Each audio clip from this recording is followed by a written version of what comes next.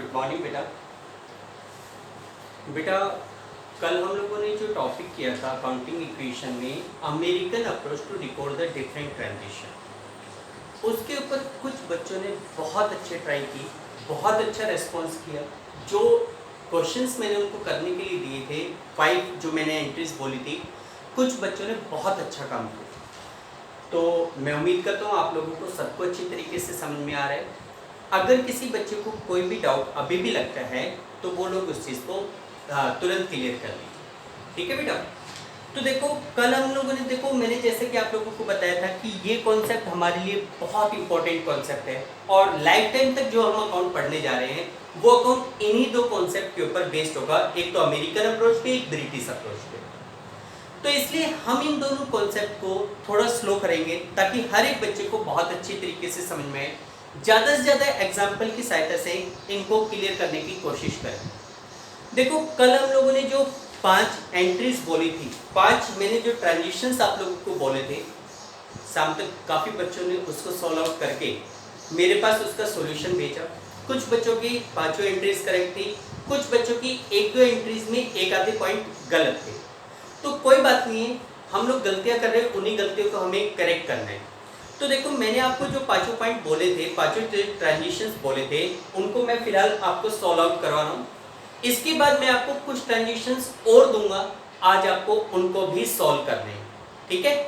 तो देखिए डियर, हमारे पास कल मैंने जो आपको बताया था उसमें उसके अकॉर्डिंग हमारा जो कल का फर्स्ट ट्रांजेक्शन था वो था स्टार्टेड बिजनेस विद कैश ₹80,000। यही था, स्टार्टेड बिजनेस विद कैश 80,000। हमने कैश लगाकर 80,000 रुपीज का कैश लगाकर बिजनेस को स्टार्ट किया। तो देखो उसमें मैंने आपको बताया था कि first of all you have to tell which two accounts are affected in the transaction. भाई सबसे पहले तो आपको ये बताना है कि ट्रांजेक्शन में कौन से दो अकाउंट इफेक्टेड हो रहे हैं। तो इस ट्रांजेक्शन के अकॉर्डिंग एक इफेक्ट तो हमारे पास पड़ रहा है कैश के ऊपर, और इसी का जो सेकेंड इम्पैक्ट है वो हमारे पास है कैपिटल के ऊपर। एक इम्पैक्ट है कैश के ऊपर और इसका जो सेकेंड इम्पैक्ट है वो किसके ऊपर है, कैपिटल के ऊपर, ठीक है। अब वो कह रहे थे स्टार्टेड बिजनेस विद कैश ₹80,000, एक इफेक्ट है कैश और एक है कैपिटल। अब मैंने आपको पूछा था कि इनका ग्रुप बताने, तो देखो कैश का जो ग्रुप है, cash belongs to assets and capital belong to capital, ये कैपिटल से ही बिलोंग करती है, ठीक है। फिर उसके बाद मैंने पूछा था कि ये इंक्रीज हो रहा है डिक्रीज हो रहा है। तो अगर बिजनेस में कैश लगाया जाता है तो बिजनेस के पॉइंट ऑफ व्यू से वो इंक्रीज हो रहा है और कैपिटल भी इंक्रीज हो रही है। कैपिटल भी क्या हो रही है, इंक्रीज। जब हमारे कैश इंक्रीज होता है तो हम उसे करते हैं डेबिट, और कैपिटल अगर इंक्रीज होती है तो उसे किया जाता है क्रेडिट, ठीक। ये मैंने आपको बताया था। अब इसके अकॉर्डिंग हमारी जो जर्नल एंट्री बनेगी वो एंट्री बनेगी cash account debit to capital account. Cash account debit to capital account, cash के डेबिट साइड में भी 80,000 और कैपिटल के क्रेडिट साइड में 80,000। इस तरीके से आप लोगों को जर्नल एंट्री पास करनी है। देखो कुछ बच्चों की मिस्टेक कहां पे हुई कि एक तो उन्होंने जो अकाउंट वर्ड है, अकाउंट वर्ड को A/C लिखा जाता है। कुछ बच्चे इसको ACC लिख रहे थे, कुछ बच्चे इसको ACCOUNT कंप्लीट लिख रहे थे, शॉर्ट वर्ड यूज करना है। दूसरा, कुछ बच्चों ने इसकी एक ही सिंगल एंट्री बना दी एक ही लाइन में, cash account debit to capital account, to capital account, ठीक है। ये ऊपर डेबिट वाला आइटम ऊपर अलग लाइन में आएगा, क्रेडिट के आइटम के लिए नीचे टू वर्ड करके अलग से शो किया जाए, थोड़ा सा लिखने का पैटर्न होता है, ठीक है बेटा, क्लियर। तो ये हमारी फर्स्ट एंट्री, फर्स्ट ट्रांजिशन था जिसकी हमने जर्नल एंट्री बताई और जो डिफरेंट इंफॉर्मेशन पूछी गई थी वो बताई। इसी प्रकार सेकेंड जो पॉइंट है, सेकेंड पॉइंट में आपसे कहा गया था कि भाई रेंट आउटस्टैंडिंग ₹5,000, हमारा 5,000 रुपीज का रेंट आउटस्टैंडिंग। आउटस्टैंडिंग रेंट के बारे में मैंने क्या बताया था, rent due but not paid, यानी कि any expense which have been due but not paid is called outstanding expense. तो अगर हमारा रेंट आउटस्टैंडिंग है तो एक इंपैक्ट तो हमारा पड़ रहा है रेंट के ऊपर, एक्सपेंस के ऊपर। भाई खर्चा है, ड्यू हो चुका, आपने पे नहीं किया, कोई बात नहीं है, आज नहीं कल पे तो करना ही पड़ेगा, एक्सपेंस तो आपका क्रिएट हो गया। तो एक इंपैक्ट तो पड़ गया रेंट नाम के एक्सपेंस के ऊपर, और इसका जो दूसरा इंपैक्ट पड़ा वो यहां पे पड़ रहा है आउटस्टैंडिंग रेंट के ऊपर। उस रेंट का नाम क्या है, उस खर्चे की वजह से आउटस्टैंडिंग रेंट नाम से लायबिलिटी क्रिएट हो रही है। अब यहाँ पे कुछ बच्चों ने रेंट वर्ड बिल्कुल सही लिखा, लेकिन यहाँ पे आउटस्टैंडिंग रेंट ना दिखा के लायबिलिटी वर्ड को लिखा गया। बेटा liability is just a group, liability तो एक ग्रुप का नाम, उस लायबिलिटी में भी अलग अलग पार्ट होते हैं। जैसे लायबिलिटी में बैंक लोन हुआ, क्रेडिटर हुए, आउटस्टैंडिंग वेजेस हुआ, आउटस्टैंडिंग रेंट हुआ, तो आपको उनको अलग अलग बाइफरिकेट करना होता है, ठीक है। तो एक इंपैक्ट पड़ा रेंट के ऊपर, एक इंपैक्ट पड़ा आउटस्टैंडिंग रेंट के ऊपर। रेंट आपके लिए क्या है, इसका जो ग्रुप है वो है एक्सपेंस ग्रुप। आउटस्टैंडिंग रेंट का जो ग्रुप है वो है लायबिलिटी ग्रुप, ठीक है, वो क्या है, लायबिलिटी ग्रुप। अब रेंट क्योंकि हमारे लिए एक्सपेंस है और हमारा यहां पे एक्सपेंस इंक्रीज हुआ है, एक्सपेंस क्या हो रहा है, इंक्रीज हो रहा है। और जैसा कि रूल हमने पढ़ा हुआ है कि अगर कोई भी एक्सपेंस इंक्रीज होता है तो हम उसको क्या करते हैं, डेबिट करते हैं। On the other hand outstanding rent is a liability. अब अगर आपका रेंट ड्यू हो गया तो इसका मतलब आपकी लायबिलिटी इंक्रीज हो गई, तो यहां पे आपकी जो लायबिलिटी है दैट इज आल्सो इंक्रीजिंग, वो भी इंक्रीज हो रही है। और जैसा कि हमने पढ़ा हुआ है कि if our liability increase we will credit, हम उसको क्या करेंगे, क्रेडिट करेंगे। तो इट मींस हमारी जो एंट्री बनेगी वो बनेगी rent account debit to outstanding rent account. इसकी जो हमारी जर्नल एंट्री बनेगी वो बनेगी rent account debit to outstanding rent account. Amount जो भी था वो अमाउंट लिख दीजिए, डेबिट में भी 5000 रुपीज लिख दीजिए, क्रेडिट में भी कितना लिख देंगे, 5000 रुपीज लिख देंगे, ठीक है। ये हमारी जर्नल एंट्री होगी। इसके बाद जो थर्ड पॉइंट था उस पॉइंट के ऊपर कुछ बच्चों की मिस्टेक्स ज्यादा थी। देखो इस पॉइंट में ये कह रहा है कि डिस्काउंट रिसीव रुपीज 8000 इन कैश। आपने 8000 रुपीज का कैश डिस्काउंट रिसीव किया, ठीक है। भाई जैसे आप लोग मार्केट में से कोई सामान परचेज करते हो, ठीक है, उसमें कई बार क्या होता है कि प्राइस कूपन होता है, मतलब कि उसमें कूपन मिलते हैं। आपने जैसे 5000 रुपीज की गुड्स, कुछ गुड्स परचेज किए, आपको एक कूपन मिला, आपने उस कूपन को स्क्रैच किया, उस कूपन में आपका 500 रुपीज का कैशबैक निकल गया। इसका मतलब जो कैश आपने पे किया था उसमें से 500 आपको क्या मिलेंगे, कैशबैक मिल जाएगा। इन द सेम वे अगर आपने कुछ पैसा जैसे किसी शॉपकीपर से सामान परचेज किया, आपने उसको पेमेंट की, बाद में पता चलता है कि इतने का सामान खरीदने के ऊपर इतने रुपए का डिस्काउंट है, तो वो पैसा आपको वापस मिलेगा, तो वो आपके लिए क्या कहलाएगा, डिस्काउंट रिसीव कहलाएगा। तो इस पॉइंट पे ये कह रहे हैं कि भाई discount receive rupees 8000 in cash. फिलहाल वैसे तो जब हम आगे जाकर जनरल में बात करेंगे तो डिस्काउंट कैश में नहीं मिलता, लेकिन यहाँ पे हमने स्पेशली मेंशन किया था कि डिस्काउंट रिसीव इन कैश, आपको कैश में डिस्काउंट रिसीव हुआ। तो देखो इस क्वेश्चन में एक इफेक्ट तो हमारे पास पड़ गया कैश के ऊपर, ठीक है, आपको कैश मिल रहा है, ठीक। और दूसरा जो इंपैक्ट पड़ेगा वो पड़ेगा डिस्काउंट रिसीव के ऊपर। अच्छा, एक तो अब सभी बच्चे अपने माइंड में से अकाउंटिंग इक्वेशन को थोड़ा दूर कर ले। कारण क्या है कि अकाउंटिंग इक्वेशन में तीन चीजें होती थी, एसेट्स, कैपिटल और लायबिलिटी, ठीक है। एसेट्स के आपने पार्ट बना लिए, जैसे यहाँ पे कैश, मशीन वगैरह। आपने लायबिलिटी के पार्ट बना लिए, जैसे क्रेडिटर, आउटस्टैंडिंग रेंट एटसेट्रा, लेकिन आपने कैपिटल के तो पार्ट नहीं बनाए। जबकि ब्रिटिश अमेरिकन अप्रोच के अकॉर्डिंग आपने 5 ग्रुप पढ़े, एसेट्स, कैपिटल, लायबिलिटी, इसके अलावा 2 ग्रुप और पढ़े, एक्सपेंस और इनकम का। हमने अकाउंटिंग इक्वेशन में एक्सपेंस और इनकम को डायरेक्टली कहां पे इंक्लूड किया था, कैपिटल में इंक्लूड किया था, लेकिन यहाँ पे उनको अलग अलग ले रहे हैं। अब जैसे कुछ बच्चों ने यहाँ पे कैपिटल लिख दिया, ठीक है, यहाँ कैपिटल लिया है, इफेक्ट उसका कैपिटल पे होगा, वो चीज आगे मैं समझाऊंगा भी डिटेल में कि किस तरीके से होगा। लेकिन फिलहाल हमें इनको इंडिविजुअली डिवाइड करना है। तो अगर आपने डिस्काउंट को रिसीव किया तो आपका एक इंपैक्ट हो गया कैश के ऊपर और दूसरा इंपैक्ट हो गया डिस्काउंट रिसीव के ऊपर।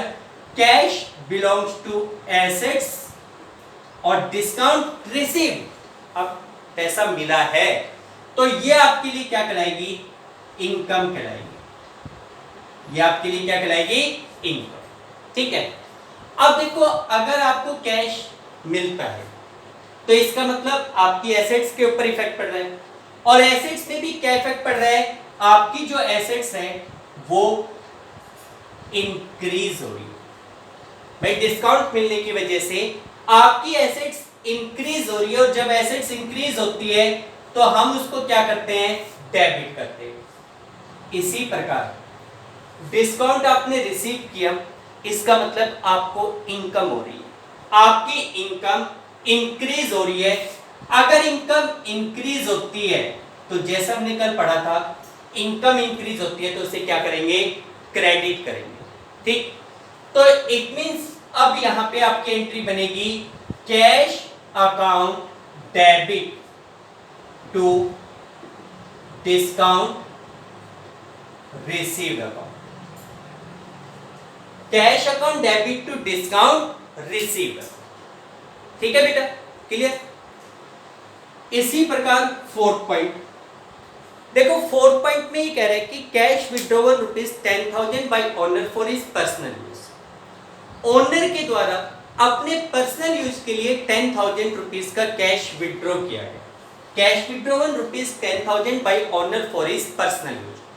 आप लोगों को मैंने अकाउंटिंग इक्वेशन वाले पॉइंट में चैप्टर में ये बताया था, उसी टॉपिक पे मैंने आपको बताया था कि if any amount is withdrawn by the owner for his personal use it is called drawing which belongs to capital, जो कि किससे बिलोंग करती है, कैपिटल से बिलोंग करती है। तो देखो अगर ओनर ने अपने पर्सनल यूज के लिए बिजनेस में से कैश विड्रॉ किया है तो उसका एक इंपैक्ट तो पड़ा कैश के ऊपर और दूसरा इंपैक्ट उसका पड़ेगा ड्राइंग के ऊपर। बेटा कुछ बच्चों ने यहाँ पे कैपिटल लिखा है, ठीक है। एक्चुअल में drawing is a part of capital, it will be subtracted out of capital. जैसे यहाँ पे मैंने डिस्काउंट रिसीव्ड है, it is also a part of capital, इसको कैपिटल में बाद में ऐड किया जाएगा। इसी प्रकार eight the end of year जो भी अमाउंट ओनर विड्रॉ करता है उसको ड्राइंग्स के नाम से दिखाया जाएगा and it will be subtracted from capital eight the end of year. ठीक है, तो यहां पे इफेक्ट पड़ रहा है कैश और ड्राइंग्स के ऊपर। कैश हमारे पास एक एसेट्स है, ठीक है। ओनर ने बिजनेस में से कैश को विड्रॉ किया, कैश को निकाला है, इसका मतलब हमारा जो कैश है वो क्या होगा, डिक्रीज होगा। भाई ओनर अगर कैश को विड्रॉ करता है तो हमारा कैश क्या हो जाएगा, डिक्रीज हो जाएगा।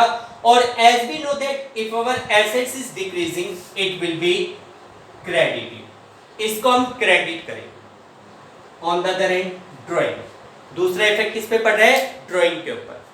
ओनर ने बिजनेस में से पैसा निकाला है, it is called drawing. Due to drawing his capital will reduce. ये कौन से ग्रुप से बिलोंग करता है, कैपिटल ग्रुप से बिलोंग करता है। अब अगर पैसा निकालेगा तो उसकी कैपिटल रिड्यूस होगी, डिक्रीज होगी। और आपको पता है कि जब हमारी कैपिटल डिक्रीज होती है तो हम उसको क्या करते हैं, डेबिट करते हैं।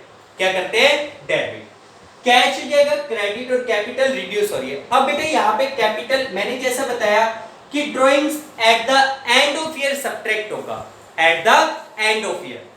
इसलिए क्या होता है कि ड्राइंग का हम टोटल अमाउंट एक्यूमुलेट करते हैं, तो इसको डायरेक्टली कैपिटल में से माइनस ना करके, कैपिटल को डेबिट ना करके ड्राइंग को डेबिट करना है। इस पॉइंट को ध्यान से समझना। यहां पे आप लोग जो एंट्री करेंगे वो एंट्री आपकी होगी drawing account debit to cash account. जो भी अमाउंट है वो अमाउंट मेंशन करेंगे, drawing account debit to cash. Clear.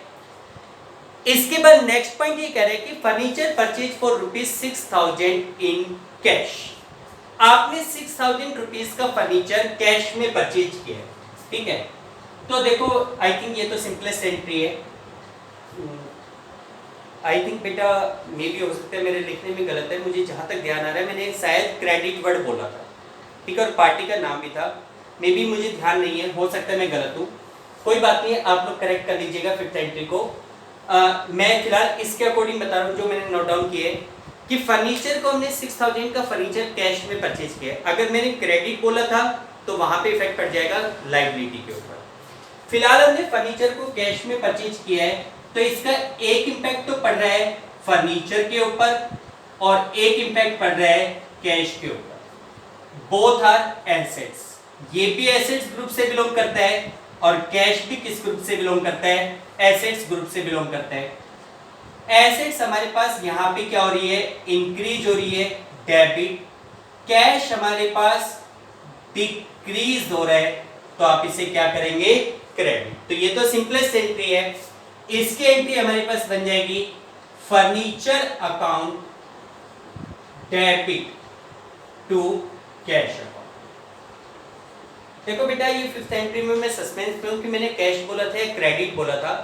अगर यहाँ पे ये कहा गया हो कि furniture purchase from Anil in credit तो यहाँ पे कैश की जगह उस पार्टी का नाम आ जाएगा, अनिल का नाम आएगा, जो कि लायबिलिटी होगा। लायबिलिटी इंक्रीज हो रहा है तो भी उसको क्या करना है, क्रेडिट करना है। कैश की जगह उस बंदे का नाम आ जाएगा जिससे हमने फर्नीचर उधार में खरीदा। ठीक है बेटा, तो आई थिंक आप सभी बच्चों के ये कॉन्सेप्ट क्लियर हो गए होंगे।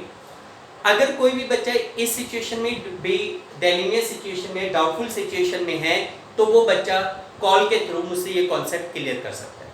ठीक है, आई थिंक बहुत ही डिटेल में इस कॉन्सेप्ट को समझाया गया है, आप सभी को समझ में आ गया होगा। नहीं भी समझ में आ रहा तो कॉल कीजिए बेटा, हम लोग इसकी क्लास दोबारा से रिपीट कर लेंगे। ठीक है, तो देखो ये थी डियर हमारे पास अमेरिकन अप्रोच टू डेबिट और to credit different accounts in a transition. ठीक है, इसी कॉन्सेप्ट को हम थोड़ा और समझ रहे हैं। अब आपके पास एक तो क्वेश्चन बुक के ले रहे हैं। देखो बुक में हमारे पास कुछ क्वेश्चंस दिए गए जो कि पर्टिकुलर अकाउंट में इंक्रीज या डिक्रीज के रूल्स को बता रहे हैं। जैसे आपकी बुक में एक क्वेश्चन दिया हुआ है इलस्ट्रेशन नंबर 14, इलस्ट्रेशन 14, ध्यान से सुनिए क्वेश्चन क्या कह रहा है। देखो इस क्वेश्चन में ये कह रहा है कि on which side will the increase in following account be recorded. देखो नीचे कुछ अकाउंट के नाम दिए गए और ये पूछ रहा है कि इन अकाउंट को अगर इंक्रीज किया जाएगा तो कौन सी साइड में रिकॉर्ड करेंगे। मतलब कि ये अकाउंट अगर इंक्रीज होते हैं तो इनकी कौन सी साइड में ट्रांजेक्शन को रिकॉर्ड करना है। Also mention the nature of account, और उसका नेचर भी बताना है। नेचर हमने 5 पढ़े। ठीक है, जैसे पहला पूछा गया कैश अकाउंट, पहले पूछा गया कैश अकाउंट। पहले तो आप इसका नेचर बताइए, कैश कौन से ग्रुप से बिलोंग करता है। आई थिंक सबको पता है एसेट्स ग्रुप से बिलोंग करता है। अब ये कह रहे हैं कि अगर भाई कैश इंक्रीज हो तो आप उसे कहां रिकॉर्ड करोगे। तो जैसे कि हमें पता है कि अगर हमारा कैश इंक्रीज होता है, कैश इंक्रीज होता है तो आप उसे कहां रिकॉर्ड करोगे, डेबिट साइड। ठीक, इसी प्रकार सेकंड पॉइंट पूछ रहे मशीन, नेचर क्या हुआ सभी को पता है, एसेट से बिलोंग करता है। और अगर एसेट्स इंक्रीज होती है तो आप उसे क्या करोगे, डेबिट करोगे। तो आप यहाँ पे लिखेंगे जैसे मशीन, नेचर में आपने लिख दिया एसेट्स और फिर आप लिख दोगे डेबिट। थर्ड पॉइंट पूछ रहा है डेटर। सभी बच्चे बताए हु आर डेटर्स। डेटर्स कौन है, सबको पता है। Those person to whom we sold the goods in credit are called debtors। यानी कि वो व्यक्ति जिन लोगों को हम उधार में सामान बेचते हैं वो हमारे बिजनेस के क्या कहलाते हैं, डेटर्स कहलाते हैं। और डेटर्स हमारे बिजनेस के लिए एसेट्स होती है क्योंकि हमें उनसे पैसा लेना है, तो they are called the debt assets. वो हमारे बिजनेस के लिए क्या है, एसेट्स है। अब डेटर का ग्रुप क्या है, एसेट्स। इंक्रीज हो तो क्या करोगे, डेबिट करोगे। ठीक, इसी प्रकार फोर्थ पॉइंट है क्रेडिटर का। क्रेडिटर कौन होते हैं, creditors are those person from whom we purchase the goods in credit. जिन लोगों से हमने उधार में सामान खरीदा वो हमारे लिए क्या कहलाते हैं, क्रेडिटर्स कहलाते हैं। और creditors are called liability of the business. भाई क्रेडिटर्स हमारे बिजनेस की क्या है, लायबिलिटी है। और अगर हमारी लायबिलिटी इंक्रीज हो, लायबिलिटी इंक्रीज हो तो हम उसे क्या करेंगे, क्रेडिट करेंगे। ठीक। Fifth point, proprietors account. अब देखो बेटा, मैंने आपको प्रोप्राइटर के बारे में बताया था। प्रोप्राइटर किसको बोलते हैं? सभी को पता होना चाहिए, ओनर को। And who is owner? Who invest the money into the business. जो बंदा बिजनेस में पैसा लगा रहा है वो हमारे बिजनेस का क्या कहलाता है? ओनर कहलाता है। कैपिटल जो लगा रहा है वो ओनर कहलाता है। अच्छा, किसी भी बिजनेस में ओनर के अकाउंट को या प्रोप्राइटर अकाउंट को कौन सा अकाउंट रिप्रेजेंट करता है? Capital account. आप लोग देखेंगे डिफरेंट ट्रांजेक्शन में, जैसे हम लोग लिखते हैं स्टार्टेड बिजनेस विद कैश, तो वहां पे हम ओनर अकाउंट नहीं लिखते, बल्कि ओनर को रिप्रेजेंट करने के लिए एक अकाउंट का नाम लिखा जाता है जिसे हम क्या कहते हैं? कैपिटल अकाउंट कहते हैं। जिसे हम क्या कह देते हैं? Capital account. तो देखो यहाँ पे ओनर प्रोप्राइटर्स अकाउंट, इसका ग्रुप कौन सा हुआ? Capital account. और कैपिटल अगर इंक्रीज होती है तो हम उसे क्या करते हैं? क्रेडिट करेंगे। कैपिटल अगर इंक्रीज होती है तो हम उसे क्या करेंगे? क्रेडिट। ठीक। इसके बाद नेक्स्ट पॉइंट पूछा गया, रेंट रिसीव। रेंट रिसीव मिला है आपको, मिला है तो आपके लिए क्या हुई? इनकम हुई। और इनकम अगर इंक्रीज होती है तो हम उसे क्या करते हैं? क्रेडिट करते हैं। सैलरी पे, नेक्स्ट पॉइंट पे कह रहा है सैलरी पेड। भाई हमने सैलरी पे की, अगर हम सैलरी पे कर रहे हैं तो ये हमारे लिए क्या मानी जाएगी? एक्सपेंस माना जाएगा। Salary paid is considered to be a expense. और एक्सपेंस अगर इंक्रीज होता है तो हम उसे क्या करेंगे? डेबिट करेंगे। तो salary paid is a expense, increase को क्या करेंगे? Debit. Interest receive, interest receive मिला है, मिला है तो आपके लिए क्या हुई बेटा? इनकम। तो इसका ग्रुप तो क्या हो गया? इनकम। अब ये पूछ रहे कि अगर इनकम इंक्रीज हो तो क्या करेंगे? जैसे कि हम सबको पता है कि अगर इनकम इंक्रीज होती है तो हम उसे क्या करेंगे? क्रेडिट। ठीक। तो इस क्वेश्चन में केवल ये पूछा गया है कि नीचे कुछ अकाउंट्स बताए गए थे, उनका नेचर बताइए, और अगर वो अकाउंट इंक्रीज होते हैं तो आप उनकी किस साइड में रिकॉर्ड करेंगे? On the in the same way हमारा इलस्ट्रेशन 15 है। उस 15 क्वेश्चन में भी ये क्या गया है कि on which side the decrease in following account be recorded. भाई ये कुछ अकाउंट आपके नीचे दिए गए हैं, आपको ये बताना है कि अगर ये अकाउंट डिक्रीज होते हैं तो इनकी कौन सी साइड में ट्रांजेक्शन को रिकॉर्ड करना है। Also mention the nature of account, और साथ के साथ में इन अकाउंट का नेचर भी बताइए। ठीक है। जैसे फर्स्ट अकाउंट का नेचर, फर्स्ट अकाउंट आपसे पूछा गया फर्नीचर। फर्स्ट अकाउंट क्या पूछा गया है? फर्नीचर। बेटा पहले बताइए हर एक बच्चा कि फर्नीचर का ग्रुप कौन सा हुआ? No doubt assets. भाई फर्नीचर इज ए एसेट्स। अच्छा, एसेट्स अगर डिक्रीज होती हो तो आप उसे कौन सी साइड में रिकॉर्ड करोगे? Credit side. सेकंड पूछा गया बैंक अकाउंट। जैसे बैंकों में हम अपना अकाउंट ओपन करके रखते हैं, उसमें पैसे डिपॉजिट करते हैं, तो जो बैंक अकाउंट होता है वो ओनर का पर्सनल अकाउंट होता है, मतलब कि सॉरी बिजनेस का अकाउंट होता है, तो it is considered to be asset. जैसे कैश हमारे लिए एसेट्स है, उसी प्रकार बैंकों में जो हमारा पैसा होता है वो भी हमारे लिए क्या मानी जाती है? एसेट्स मानी जाती है। तो bank account is also assets. Assets अगर डिक्रीज होती है तो क्या करना है? क्रेडिट। थर्ड पूछा गया proprietors account, owners account, owner का अकाउंट। तो प्रोप्राइटर का अकाउंट अगर डिक्रीज, ओनर अकाउंट को क्या कहते हैं? Capital account. कैपिटल अकाउंट अगर डिक्रीज होता है तो क्या करना है? क्रेडिट करना है। फोर्थ, सैलरी पेड एक्सपेंस है। एक्सपेंस अगर डिक्रीज होता है तो क्या करना है? क्रेडिट करना है। सैलरी आउटस्टैंडिंग लायबिलिटी है। लायबिलिटी अगर डिक्रीज होती है तो क्या करते हैं? डेबिट करते हैं। और सुभाष एक कस्टमर, लास्ट में पूछा गया सुभाष एक कस्टमर, कस्टमर जिनको हम सामान बेचते हैं। सुभाष हमारा कोई कस्टमर है, यानी कि ऐसा व्यक्ति जिसको हम उधार में, जिसको हम सामान बेचते हैं, तो ये हमारा क्या कहलाएगा? डेटर कहलाएगा। अब यहाँ पे ये कह रहे हैं कि डेटर है वो कौन से ग्रुप से बिलोंग करता है? एसेट्स ग्रुप से। डिक्रीज होता है तो क्या करेंगे? क्रेडिट। ठीक है। तो देखो बेटा ये आपके पास कुछ क्वेश्चंस थे। ठीक है। अब आपकी बुक में एक इलस्ट्रेशन 16 दिया गया। ठीक है। जैसा हम लोगों ने कल क्वेश्चन किया था सेम उसी प्रकार का क्वेश्चन है।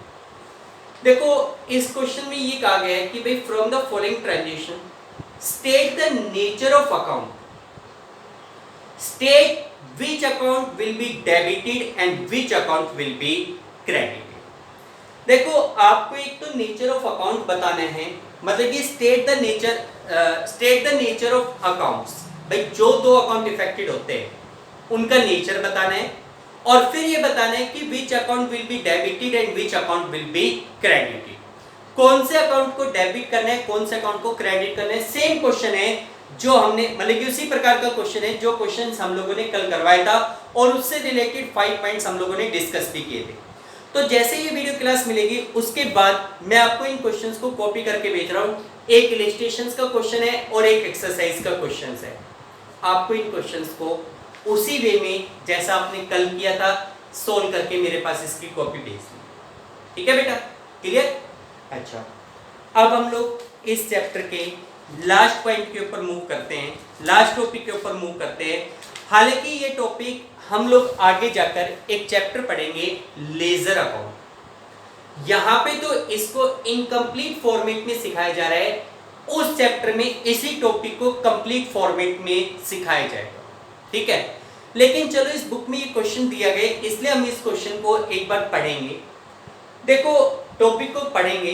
देखो जैसे हम लोगों ने अभी जो अमेरिकन अप्रोच करी, उस अमेरिकन अप्रोच के अकॉर्डिंग हम लोगों को ये पता चल गया कि in different transaction which account will be debited and which account will be credited. मतलब कि कौन सा अकाउंट आपका ट्रांजेक्शन में डेबिट होगा और कौन सा अकाउंट क्रेडिट होगा, या फिर किसी भी पर्टिकुलर अकाउंट के ग्रुप के अकॉर्डिंग अगर वो अकाउंट इंक्रीज होता है तो उसकी कौन सी साइड में रिकॉर्ड किया जाएगा, और डिक्रीज होता है तो कौन सी साइड में रिकॉर्ड किया जाएगा। जैसे मान लो मैं आपको कहता हूं कि हमें फर्नीचर अकाउंट बनाना है। ठीक है, आपने 10,000 रुपए का फर्नीचर परचेज किया, तो मुझे बताओ कि फर्नीचर को आप डेबिट करोगे या क्रेडिट करोगे। तो देखो हर एक स्टूडेंट को पता होना चाहिए कि फर्नीचर हमारे लिए क्या है, एसेट्स है। अगर आप फर्नीचर परचेज करते हो तो due to purchase of furniture your furniture will increase. आपका फर्नीचर क्या होगा, इंक्रीज होगा। और अगर हमारा फर्नीचर इंक्रीज होगा तो हम उसे क्या करेंगे, डेबिट करेंगे। कौन सी साइड में रिकॉर्ड करेंगे, डेबिट साइड में। तो देखो जो हमारा जो नेक्स्ट टॉपिक है वो है preparing T shape account. Preparing T shape account. बेटा हमारा जो नेक्स्ट टॉपिक है उस टॉपिक का नाम है टी शेप अकाउंट बनाना। क्या बनाना, टी शेप अकाउंट। देखो बेटा हम लोग अपने बिजनेस में, जैसे आप लोगों ने अकाउंटिंग का जो मीनिंग पढ़ा था उसमें ये बताया था कि the process of recording the transaction and drawing different information through them is called accounting. Any businessman at the end of year want to get various type of information related to his business. जैसे कि for example, we want to get the information related to cash. भाई हम लोग अपने cash के regarding information जानना चाहते हैं कि ड्यूरिंग द ईयर कहाँ से कैश हमारे पास आया, कहाँ पर आपने कैश को यूज किया, what is the net balance at the end of year of cash. In the same way, we want to get the information about furniture. We want to get the information about to salary paid during the year. We want to get the information related to capital etc. जिस चीज के regarding हमें information find out करनी है उसी के regarding हम लोग डिफरेंट अकाउंट्स बनाते हैं। उसी के रिगार्डिंग हम लोग क्या करते हैं, eight the end of year different accounts बनाते हैं। हालांकि ये अकाउंट कैसे बनते हैं ये आगे जाकर एक चैप्टर लेजर पढ़ोगे जिसमें आप डिटेल में पढ़ोगे। फिलहाल इस चैप्टर में हम लोग उस अकाउंट का एक छोटा सा फॉर्मेट पढ़ रहे हैं। हालांकि वो फॉर्मेट इनकम्प्लीट फॉर्मेट है लेकिन फिर भी इनिशियल स्टार्टिंग के लिए हम उसका फॉर्मेट पढ़ रहे हैं। तो देखो आपसे जैसे क्वेश्चन में कुछ डिफरेंट ट्रांजेक्शंस दिए जाएंगे related to a particular account. आपको उस पर्टिकुलर अकाउंट में केवल ये बताना है कि उन ट्रांजेक्शन को आपको कहां पे रिकॉर्ड करना है, यानी कि आपको एक टी शेप अकाउंट बनाना है। तो जैसे आप इस तरीके से अकाउंट बनाएंगे, ये आपका एक टी शेप अकाउंट हो गया। ठीक है, टी शेप अकाउंट। यहां पे लिखा जाएगा पर्टिकुलर्स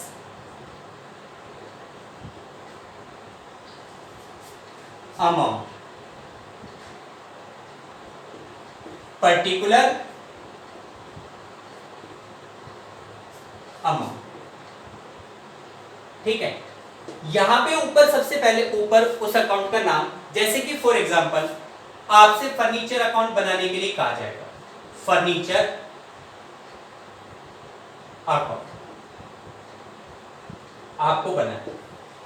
अब आपके पास क्वेश्चन में कुछ ट्रांजिशंस गिवन होंगे which are related to furniture, जो कि फर्नीचर से रिलेटेड है।